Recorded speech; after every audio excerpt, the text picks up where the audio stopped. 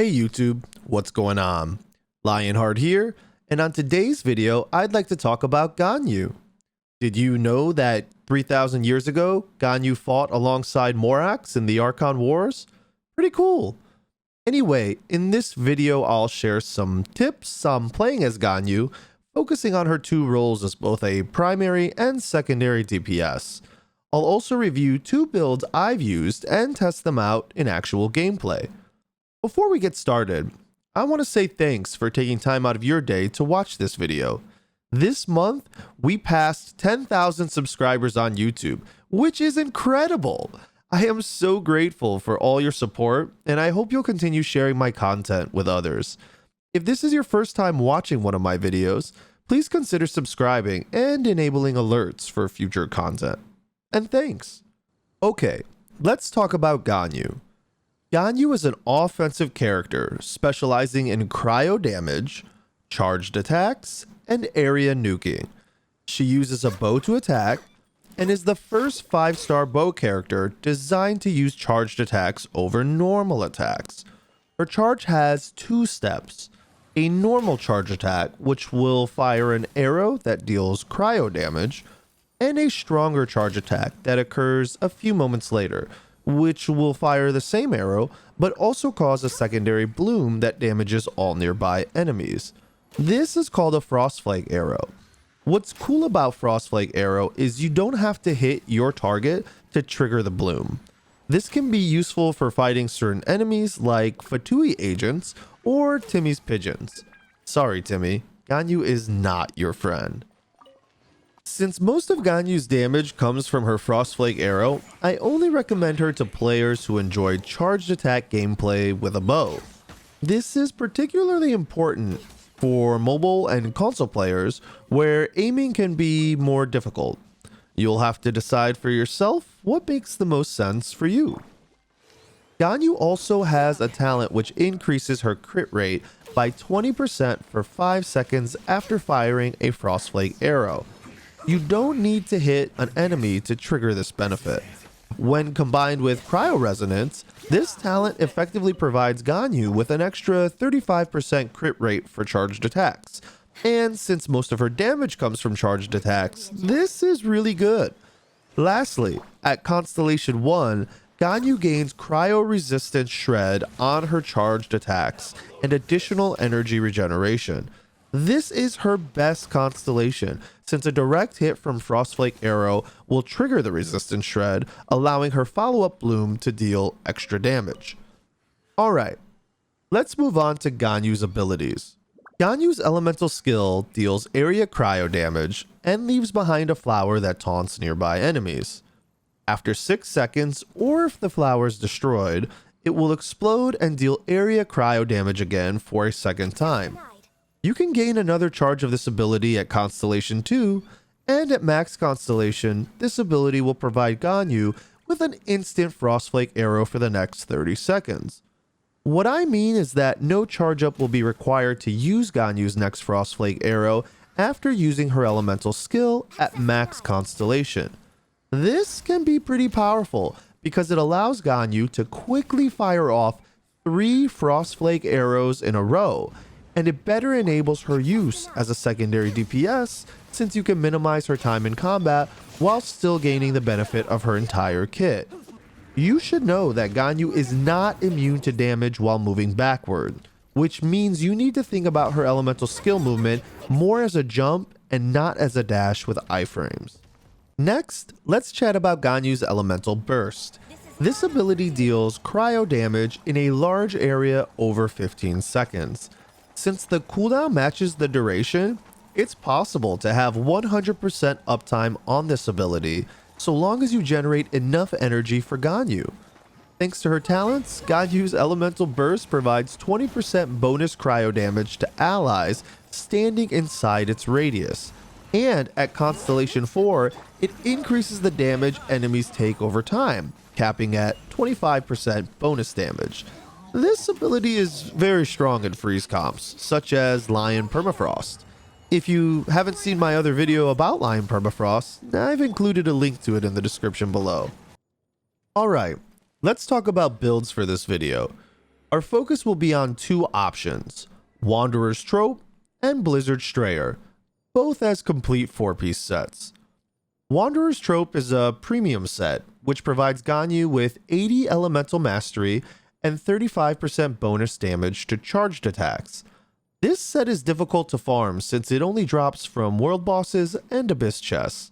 However, it's the best set if you plan to use Ganyu in an elemental reaction comp. If you want to see the maximum potential this set can offer, I recommend checking out Fobmaster on Twitch. He has the best artifacts I've seen for this set and can show you its full potential. I've included a link to Fob's stream in the description below. I'll also show you how the set works in the gameplay demo at the end of this video.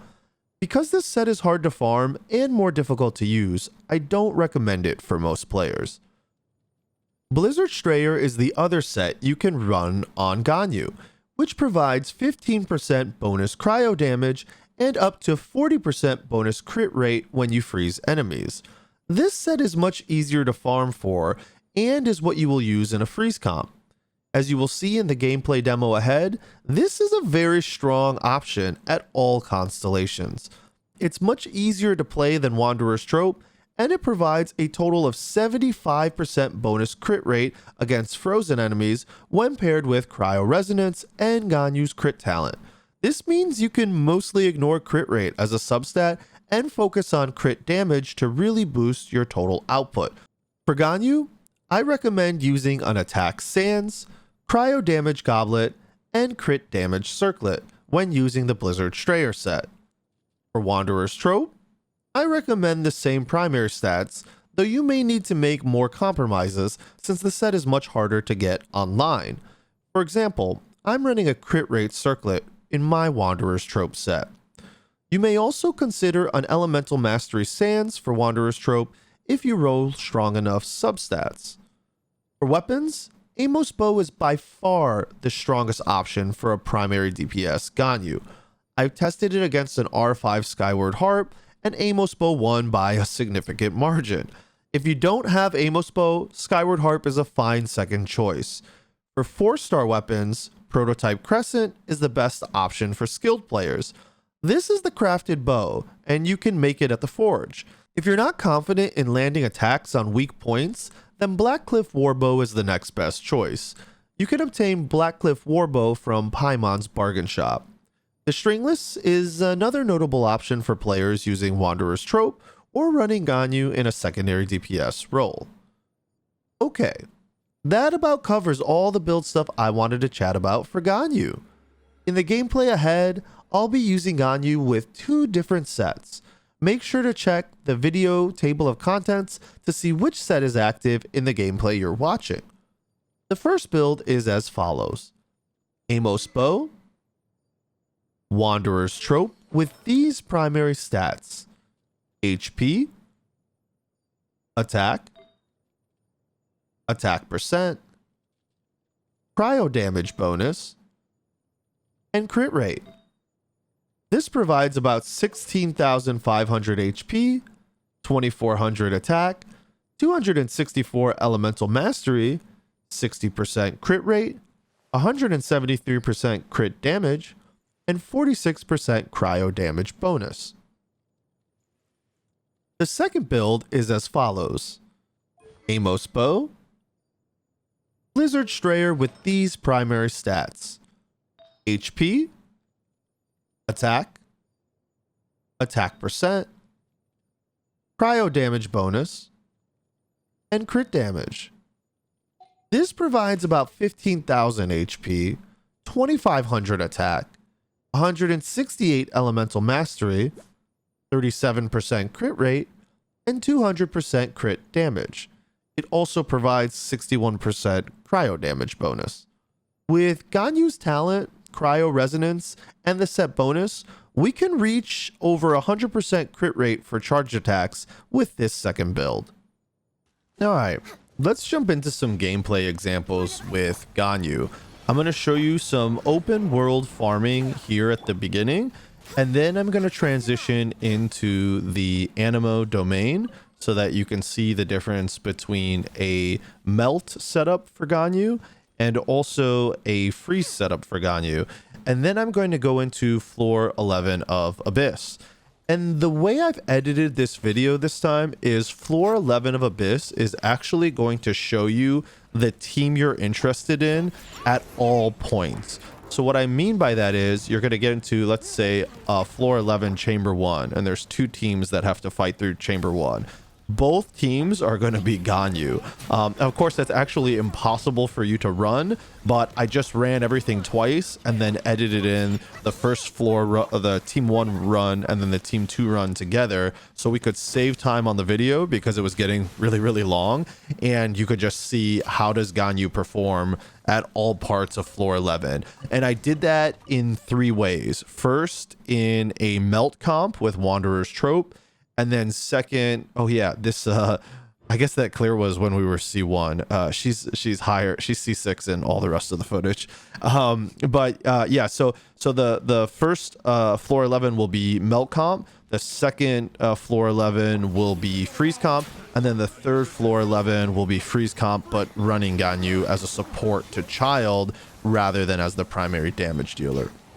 So this is the domain I was talking about a little bit ago. So yeah, you could see it's pretty impressive how quickly freeze comp can clear the domain. So yeah, so sorry, I was just explaining the format and didn't really narrate it, but I think it was self-explanatory. Use some ultis, shoot them, they die, and we'll do the same thing here with the melt comp. Actually notice that the melt comp will kill everything basically in 1 arrow, where the freeze comp had to fire a couple. So yeah, it's just pretty interesting. Anyway, let's go into Abyss.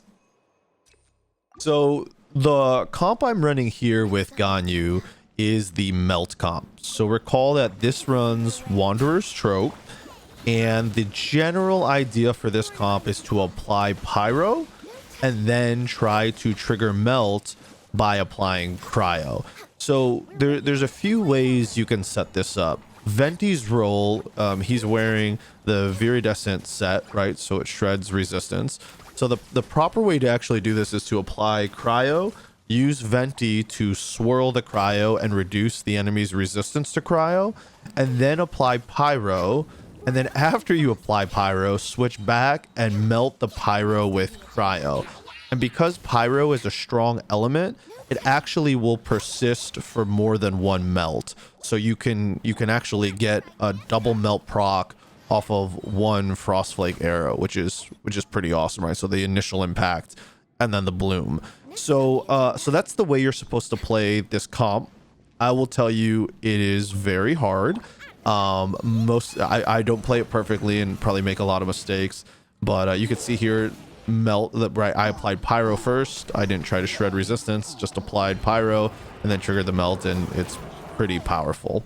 And this is also, by the way, you're seeing an example of what I talked about, where Ganyu is just going to be on every team because of the way we edited this. So hey, these shield guys, by the way, are super annoying for Ganyu. I don't know if you've played against shield characters yet with Ganyu or any kind of charged arrow, but when they're charging, they're vulnerable to your charge attacks.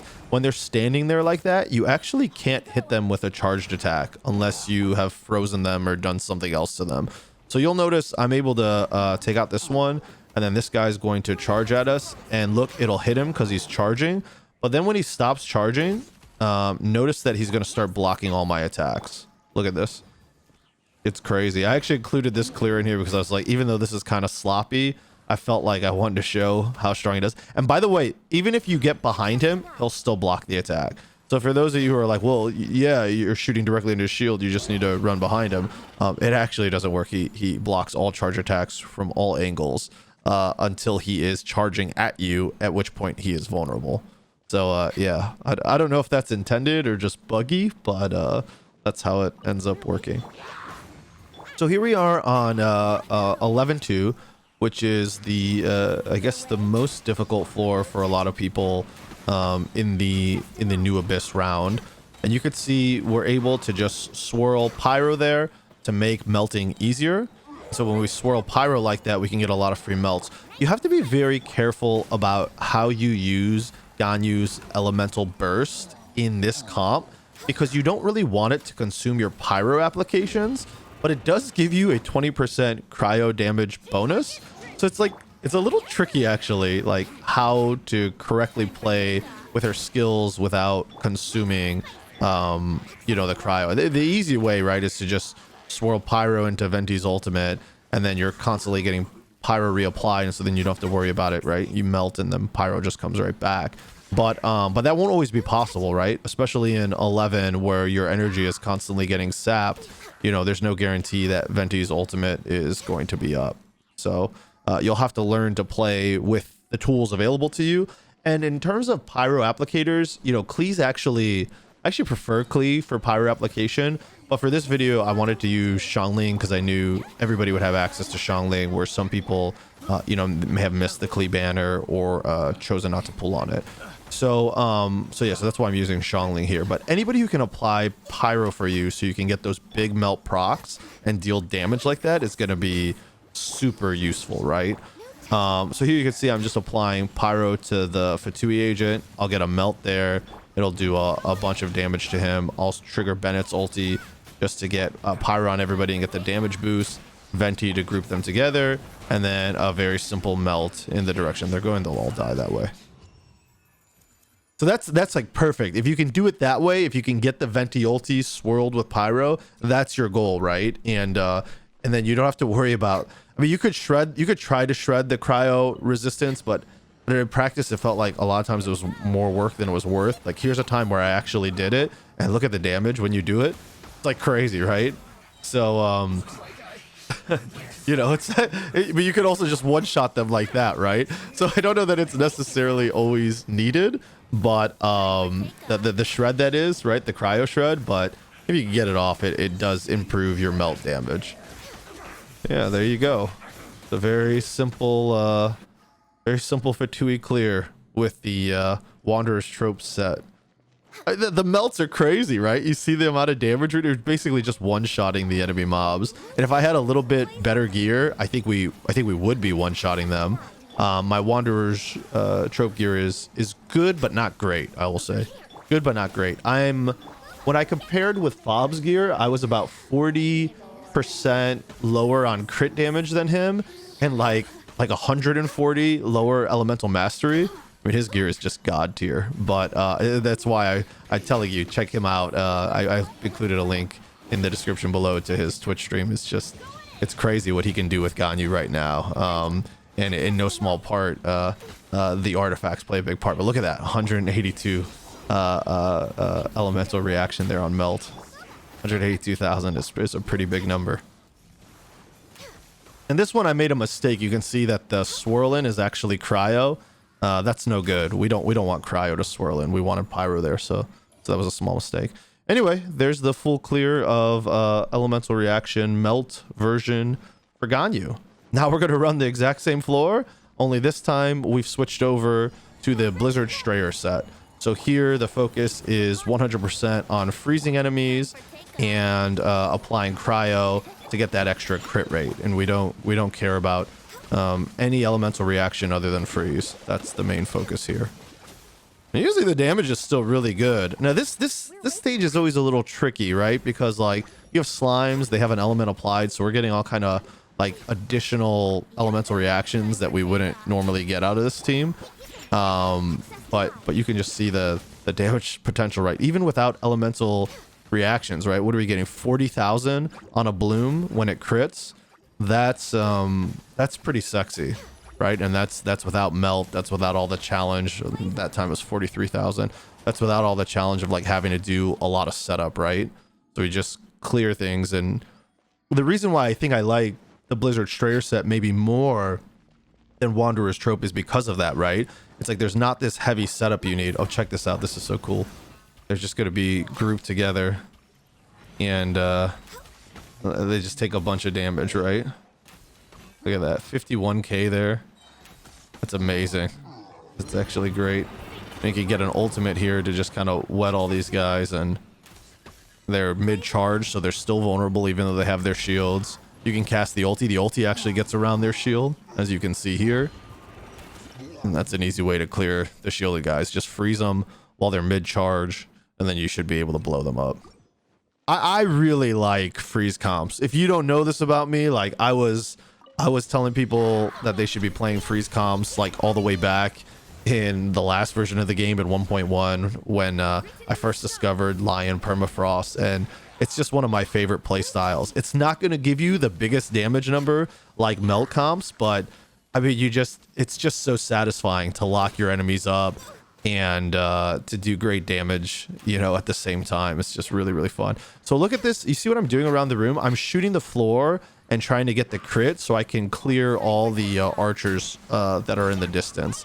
Just makes it like a little bit easier. And then we got a melt here from the enemies pyro. It's not from us, right? We don't have any pyro characters. So I thought that was pretty funny, but I like to start this with Ganyu. You can just shoot those archers. They spawn in groups of 2, and if you just shoot right between them, the bloom will actually hit both of them. And if it crits, it will clear them. And they do a lot of damage and are annoying to chase around, so I think it's a good way to preserve health on your monolith. On this side, I think if you can get a venti group, that's really, really nice. That you can then just like kind of freeze them in or keep them grouped up for blooms is a really nice way to keep them off of your monolith. And then after that, you're really looking to try and freeze this guy up, right? Because he's super annoying, and if you can just delay him, that's really good. You can't take too long, or these guys will start whacking on the monolith. So one method I used here, right, was I ultied with Mona, and then I swirled them up with Venti just to finish them off. And yeah, it's the same thing you saw us do on the Pyro team comp, I think. Only the difference is you know, they're getting frozen rather than getting melted.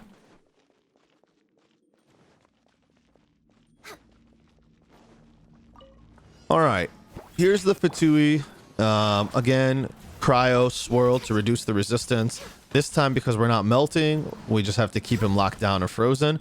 But look at how good this is. I mean, they're dying almost just as fast, right? Without melts, they're just getting locked down and not being able to take any actions. And yeah, I think it looks pretty good, right? So you'll see us dash through here on ulti to boost our cryo damage and to freeze them. They're now grouped together. One bloom's gonna take them both out, and then it's just this guy left. And yeah, that's it. He's gonna die to the ulti. You see how easy it is with the freeze comp? Like, I feel like there's so much setup the other way, and here it's just like yeah, just spray some water on them, and you know, you can use, I'm using Mona, but you could use Xingqiu, you could use Barbara. It's a little trolly, but you could. You know, but Xingqiu is, I think, a really good option for applying it. Child, if you pulled for Child and you don't really like him at a low constellation for whatever reason, you never really got used to that bow stance or comfortable with it, you know, you could just use him to be your Hydro applicator also. He applies Hydro really easily, right? And that's a good option for you. Yeah, just keeping them swirled up and continuing to apply cryo, and they just drop. And they just drop like that. So that's cryo team comp, clearing through everything. All right, on this last clear, I'm going to be playing Child most of the time, which is the character that I'm probably most well known for in terms of like Twitch, and I think my Child's near the top of the power curve for people that are creating content right now. And the goal here is to show Child gameplay. He's my main DPS, but to show that Ganyu can replace Kea in the Lion Permafrost composition. So if you haven't seen that video yet, it may not make a ton of sense to you, but there's a video on my channel that'll go through basically what Lion Permafrost is and why I think it's so strong. And this test is to show Ganyu's potential as a support to Child in that comp. So normally I actually prefer to run them separate because I think Ganyu is just such a strong primary damage dealer that I don't really like using her in a support role, but you can see it's still quite effective, especially at high constellation where she has access to these quick charge shots, right?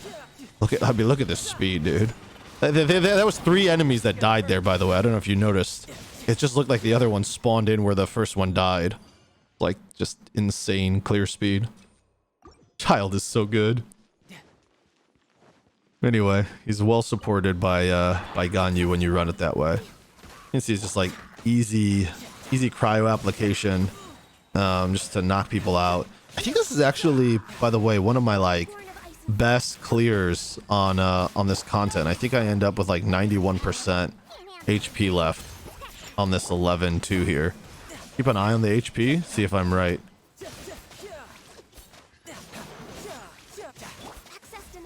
And you'll see I'm going to use the ulti here just to keep them frozen. A Frostflake arrow there. Push back to Child. Use that just to slow them down. Diona tap them from far away. Xingqiu to freeze. Child back in for DPS. And yeah, 91%. Cool.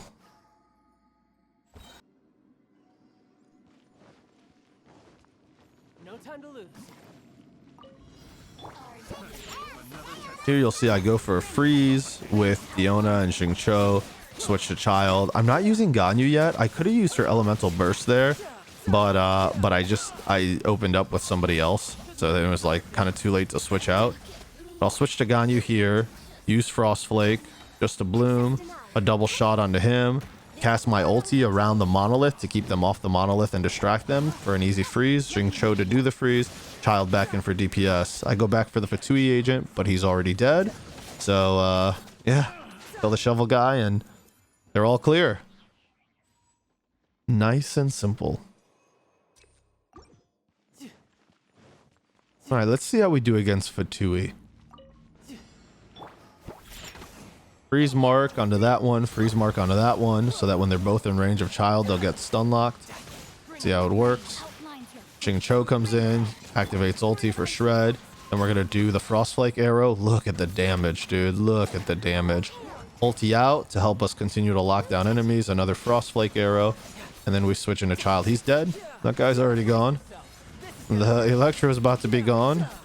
And that leaves only the Geo, who won't last very long against Child. There's really not much to say. I mean, you could see that Ganyu has very strong support capabilities. I think the one caveat I'll give here is like, I do think that C6 adds a ton to her support DPS capability. Like all these quick Frostflake arrows I'm doing, I would lose an additional 2-3 seconds to having her in combat to charge up those arrows before I could switch to the other people for combos. Which on the one hand is kind of nice for like cooldown management, I guess, of like elemental skills, but it puts your elemental bursts at risk on floor 11 where your energy is always being sapped. And so I think like there's a lot of power there for the support role where like if I was running her as a primary damage dealer, I feel like maybe it would just be a little bit easier. Anyway, there you have it. That's floor 11 cleared 3 times, 3 different ways. Hopefully it's helpful for you in deciding if you want to pull for Ganyu and whether or not you want to run her in any one of those particular roles. Well, that's it for Ganyu. I hope you enjoyed learning about both the Wanderer's Troupe and Blizzard Strayer builds. If you liked the video, please take a moment to subscribe to my channel and enable alerts. I publish content each week about Genshin Impact, from new builds to farming routes that may help you in the journey ahead. I also stream live Sunday through Friday on Twitch starting at 9 p.m. New York time. Hope to see you there. That's all I have for this video. If you have any questions, please leave them in the comments below. I hope you have a great time playing Genshin Impact, and I'll see you next time.